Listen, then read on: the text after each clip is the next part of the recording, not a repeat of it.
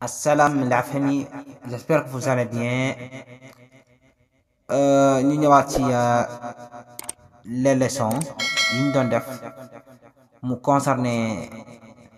le grammaire française.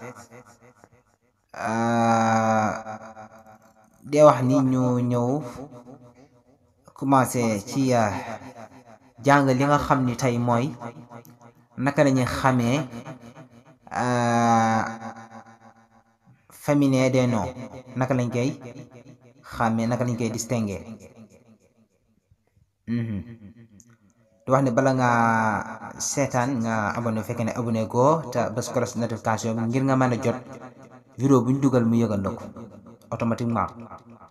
nga mën ko suivre l'un après l'autre mu leer nañ. Donc le féminin des noms, si certains noms de choses sont féminins par nature, d'autres désignant des êtres humains ou des animaux se présentent sous deux formes, le masculin et le féminin. Nom de choses yi dafa am ay nom de choses yoo xam ne seen nature féminin la, maanaam mu annas la, jigéen la seen nature. mu am ci yoo xam ni itam ay mudakkar la, maanaam masculin la. yeneen noo yoo xamante ni si nii dañuy nekk ay être humain wala muy nekk ay animaux. ay être humain mooy ay mindeef, ay tur, ay abdu, ay xaadim, ay faatu, ay rama, et cetera. wala ay turu animaux, xaar, bëy, nag, gëléem, éléphant, et cetera. noo yooyu dañuy présenté wu ci ñaari étape wala ñaari forme. benn dañu nekk masculin góor, wala ñu nekk féminin muy jigéen. benn day nekk muzakkar wala mu nekk mu annas. exemple ci kaw ci nom de choses yi nga xam ni dañu nekk féminin ci seen nature bokk na ci lu mel ni voiture. nom de chose la, tur mbir la boo xam ni ci nature am féminin la, jigéen la. kon loolu benn exemple la ci. dañ ci jox benn exemple boobu kese, waaye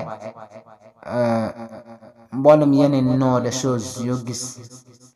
la même chose ak moom nii, jàppa ni danga ko siise ci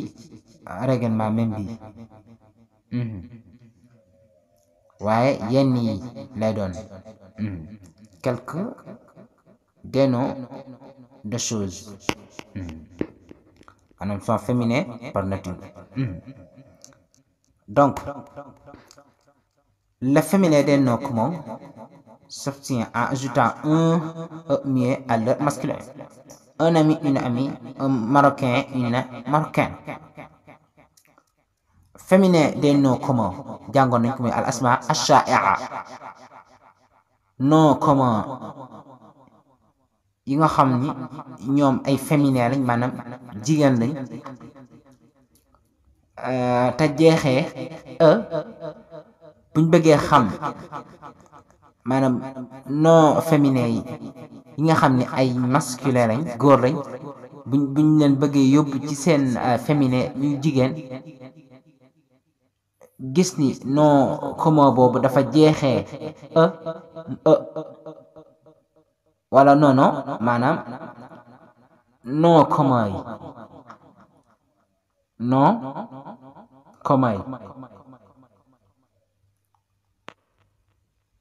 ñoom buñ bëggee xàmmee seen féminin, gis ni dañoo jeexee, gis ni buñ bëggee xàmmee seen maanaam féminin, mujj ga day jël boo xam ne muy lay doon, maanaam lay doon, lay jeexee boo xam ne kenn du ko liiraale ci seen masculin. man exemple, c'est-à-dire exemple ji nga gis ni tim ñi rek moo lay wan li mu bëgg a wax exact ci ne un ami foofu benn xarit bu góor masculin la ba ko yóbbu ci féminin bi une amie mu jeexe boo xam ni muet la doo ko liiraale kon loolu la ñu bëgg a leeral un marocain bu jigéen boo ko bëggee yóbbu ca féminin muy jigéen nga asafala un marocain bu góor boo ko yóbbu ci féminin bu jigéen ba mu nekk une marocaine mu jeexe kon yenn ci noo ko mooy buñ bëggee xam seen féminin mujj ga day jeexee benn muya bu muuma boo xam ni kenn du ko liiraale ci lañ xàmmee ne noo commun la boo xam ni féminin la kon loolu mooy règlement boobu kon ba léegi kon ñu ngi ci règle générale yi nga xam ni moom lañ tëral pour xàmmee féminin des noms. Donc, un masculin qui se termine par reste invariable au féminin. benn masculin boo xam ni dafa jeexee la jeexee bu ñu ko bëggee yóbbu ca féminin muy jigéen turu jigéen bi day rester bañu soppi ko nekk jaamit. Exemple, un stagiaire benn stagiaire boobu non masculin la tur góor la yóbbu ko ci féminin ba mu jeexee ngi bëgg ci féminin ba kon ba léegi invariable lay doon maanaam du soppiku ba nga fekkoon ca masculin ba moom la ñu bàyyi ca féminin ba kon boo nee un stagiaire boo ñëwee ci féminin da nga naan une stagiaire. Un artiste une artiste kon dañ koy bàyyi ca ëba. Un camarade une camarade. Un célibataire une célibataire. Un secrétaire une secrétaire. kon bu jeexee ca masculin ba buñ ko bëggee yóbbu ci féminin ba turu jigéen dañ koy bàyyi ci ëba du soppi ko. loolu la règle générale bi wax nga xam ni fii di ñëw di tekki ay baat andiwuñu fi parce que grammaire rek moo ñu yëtteel waaye képp kuy suivre vidéo bi gis ni tekki baat yi signification baat yi yitteel na la nga juñu ko ci commentaire yi fekkee ni yitteel na la bu ko defee ñu mën cee bàyyiwaat xel defaraat ci suñu toogaay bu baax. Voilà da ñëw ci exception ci règle générale bi ñu wax léegi. Pour certains noms qui se terminent déjà par E, on ajoute SSE au féminin. maanaam c'est-à-dire am na fa ay noms yoo xamante ne si dañuy jeexee E. bu boobaa ñaari S ak E lañ yokk ci féminin ba mu nekk féminin mu nekk mu annas. Exemple, un prince benn prince E la jeexee kon bu ñëwee ci féminin ba dañu nekk une princesse SSE lay jeexee kon boobu génn règle générale bi ñu waxoon ci kaw kon exception lay dañ koy bàyyi xel tenir ko compte. ñëw ci un compte E la jeexee waaye du tax ñu dellu ci règle générale bi ñu waxoon sax waaye dañu naan une comtesse. Un maître ñu ne une maîtresse SSE la jeexee kon yi dañ koy sette ci règle générale bi ñu waxoon ci ne non masculin bi nga xam ne dafa jeexee E day reste invariable bañ a soppi ko ci féminin ba nekk E ba léegi règle bi dañ ko ci excepté dañ ko ci sette waaw. léegi ñu ñëw ci règle générale yi les noms AER et IER font leur féminin AR et accent RE et I et accent RE. noms yi nga xam ne dañoo jeex ER ak yi jeex IER bu ñu bëgg a yóbbu te ñu nekk masculin bu ñu bëgg a yóbbu ci féminin muy jigéen dañuy yokk E bi am accent day RE wala ñu yokk wala bi nga xam IER la jeexee dañuy yokk I et bi am accent RE. Exemple, un boulanger R la jeexee ñuy masculin kon ci féminin duñu naan une boulangère kon daa am accent RE comme ni ko règle bi waxee. Un jardinier IER la jeexee mu nekk masculin kon féminin bi day nekk une jardinier day nekk et bi am accent bi ay RE. règle générale bi wax kon ñu tënk ko kon bàyyi ko xel bu baax ci ne nooy gis lu mel nii rek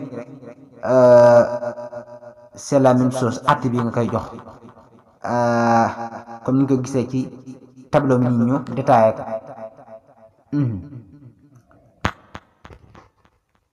ba tey ñu ngi ci yaat règle générale pour les noms qui se terminent par une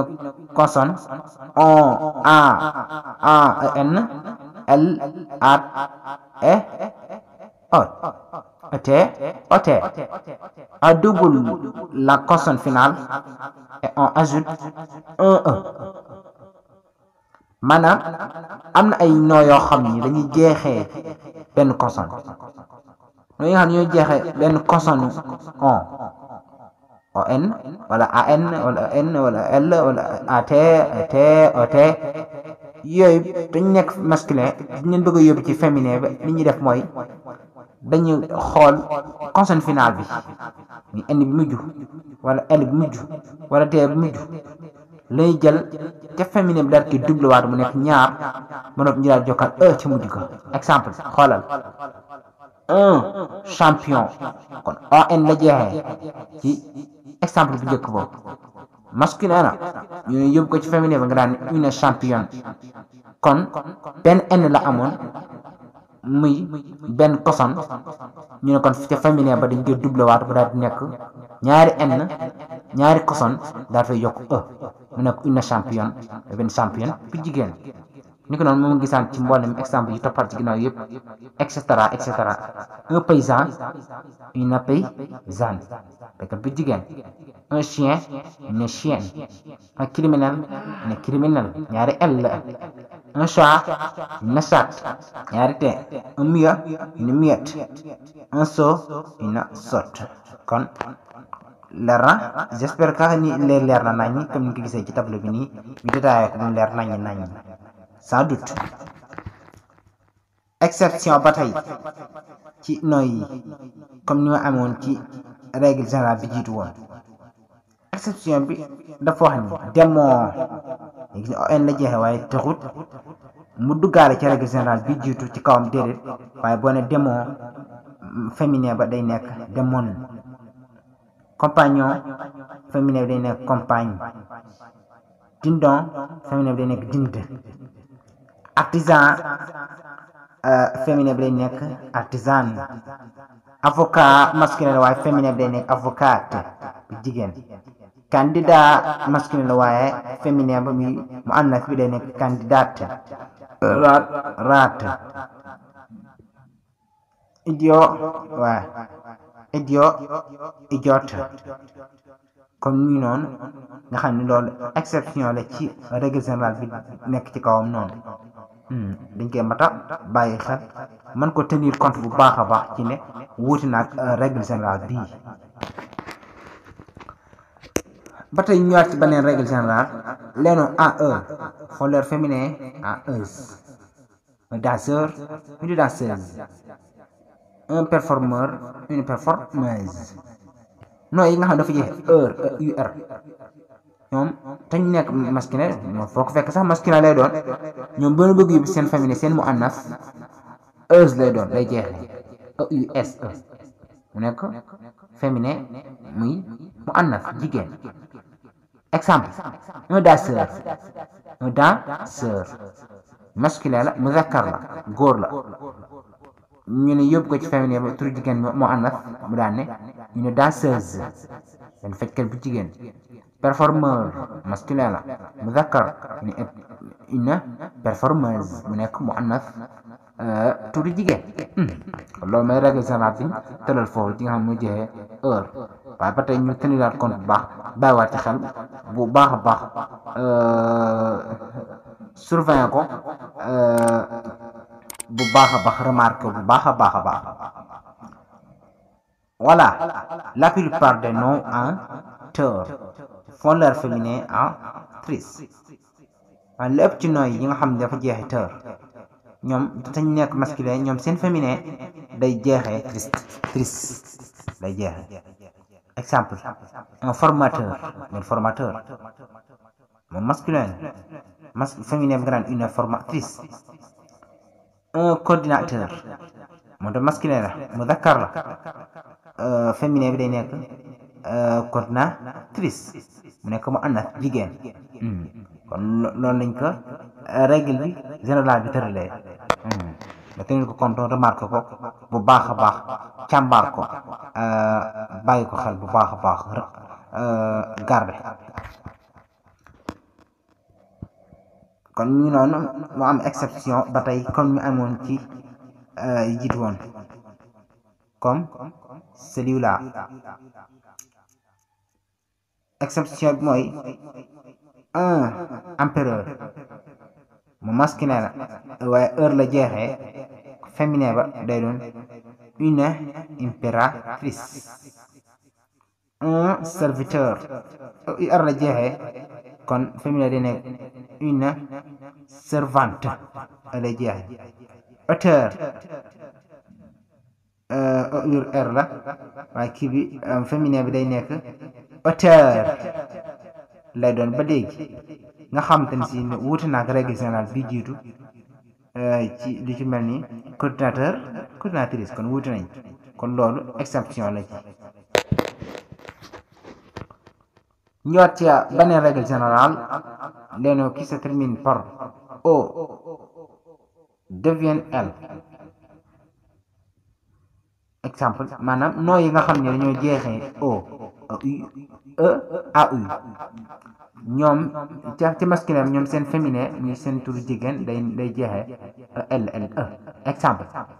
un nouveau benn nouveau, une nouvelle kon nommé féminin bi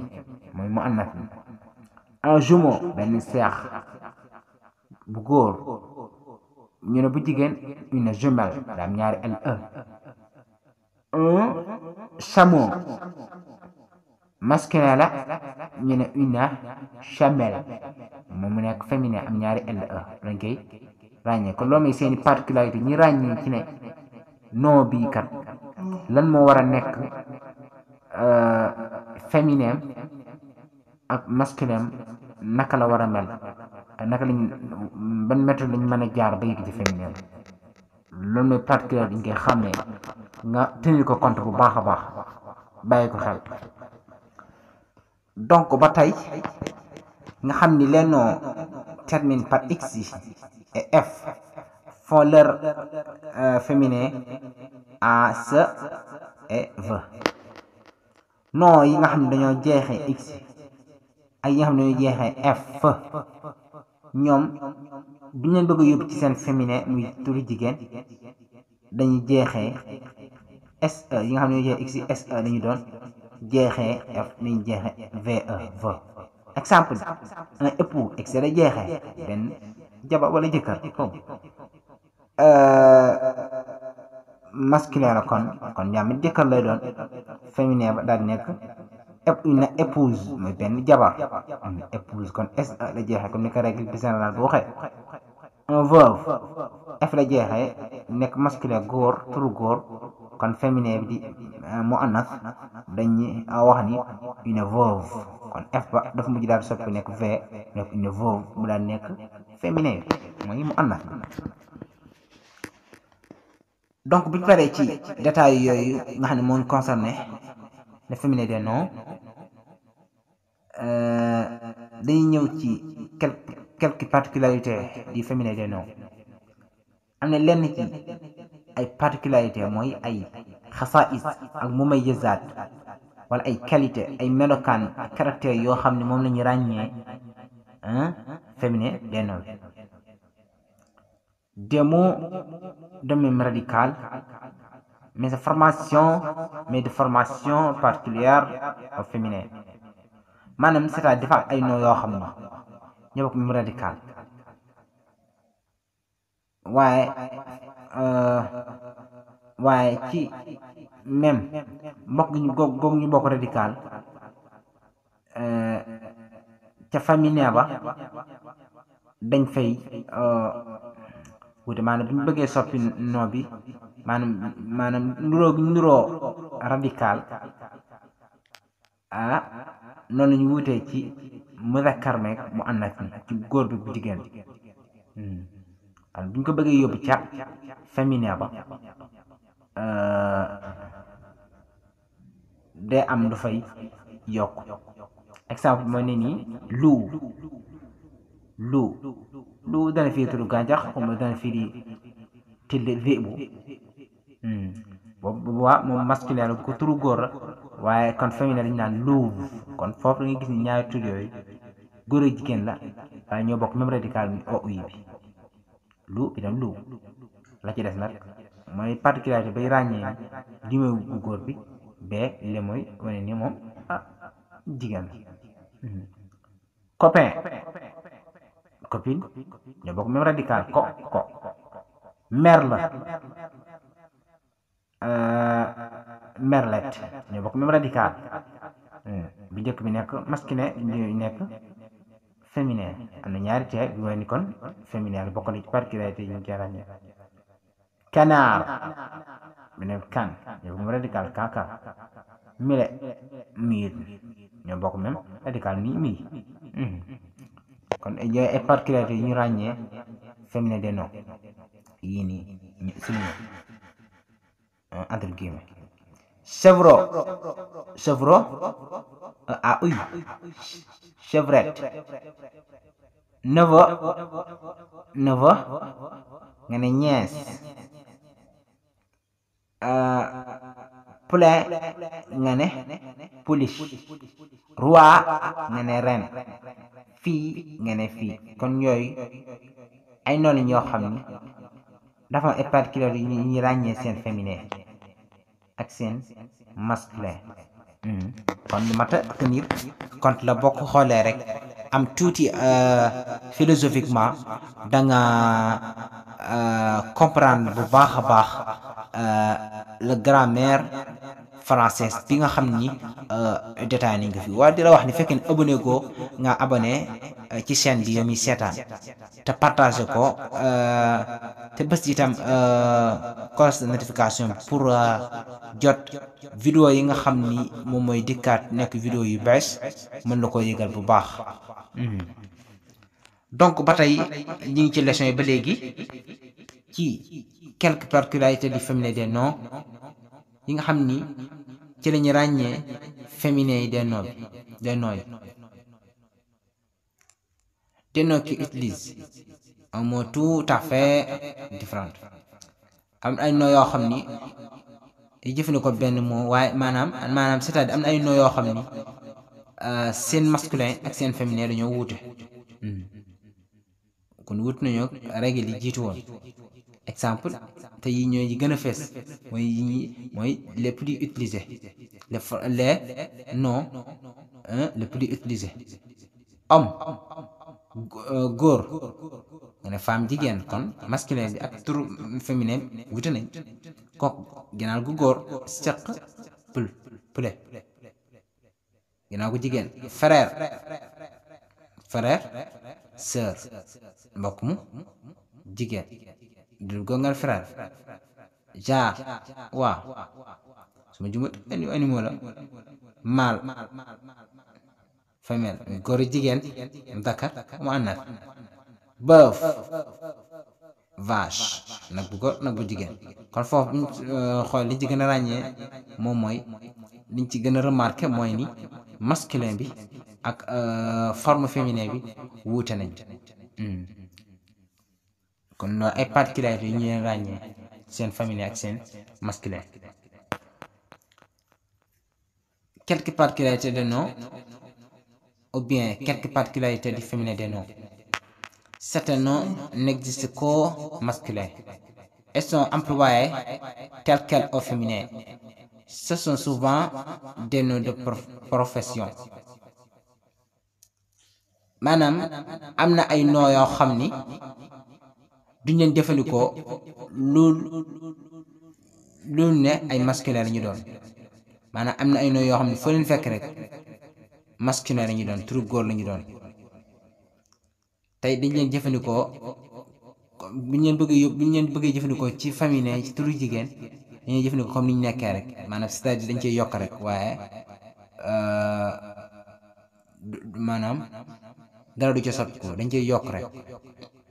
turu jigéen la ci yokk wala waaw dina gën a leer nooy yi nag mënuñ tuddee non profession mooy ay nooy métier lañ turi métier lañ exemple un ministre benn ministre bu góor buñ ci bëggee jëfandikoo féminin muy jigéen nu ñu def une femme ministre dina ko ministre bi moom soppikuwut waaye